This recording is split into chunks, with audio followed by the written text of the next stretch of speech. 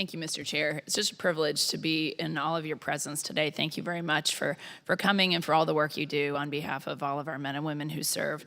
As a Navy veteran, a Navy wife, Navy mom now, I certainly feel like I have a little bit of just a different insight, and I know I've had different conversations with almost all of you about the top issues we've been talking about. Pay and compensation, always at the forefront. We're dealing with a defense budget that is inadequate, in my opinion. It's something we need to continue to put our money where our mouth is from the Congress side and make sure that we are providing that pay and compensation.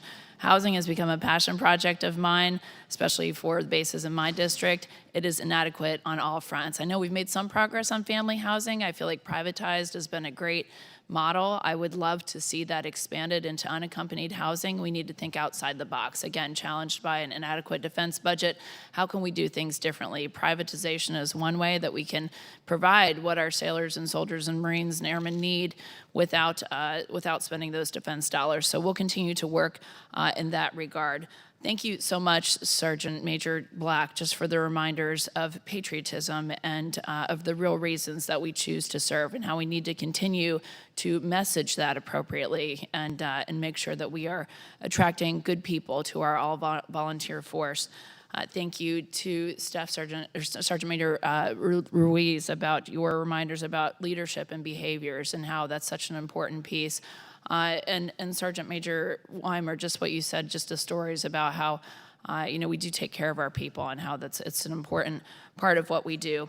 One of my concerns, and as a nurse practitioner, and we've done a lot of work in the mental health space, and I know that we've met with Navy leadership. I met with McPon Honea and Admiral Cottle, and we've had many meetings and put some legislation forward just about changes that we can make to improve mental health care. So I would love to hear from Sergeant Major Weimer and then Sergeant Major Ruiz about if you feel like the changes that are being implemented are actually reaching the most junior enlisted men and women. Do they know what's out there, what resources are available? We're making some small changes, and I know McPon and I talked about it yesterday, but can I hear from the Army and the Marine Corps and Air Force too, if you have anything to add, but just about if we're reaching our junior men and women. Congresswoman, thank you for that. Behavioral health, as we usually refer to it, I would say the stigma that used to be of avoiding behavioral health, because that was part of what hindered people from getting to the resources. So it was a bit twofold. One, it was there's nothing wrong with seeking behavioral health. That was step one, and I think we've made tremendous progress on that. I witnessed that across the entire Army. The second part was having the resources available for once that stigma was removed.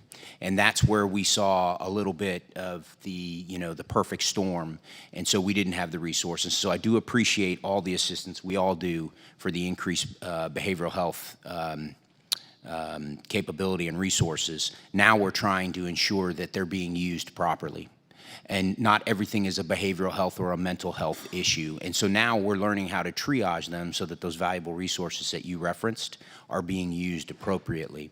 What we're trying to do with some of our holistic health and fitness, which you've heard a bunch of my teammates actually reference to, I personally think one of the most exciting things we have going on in the Army right now is the preventive side, the build-in resiliency to the left. And some of those behavioral health resources you're talking about, if they're being overused or misused, they can't actually be used to teach how to become resilient. And so that's where we are right now. They know they're there, they're being used, and now there's an education piece. Okay. Thank you for that question. Step in the right direction. Yeah, thank you.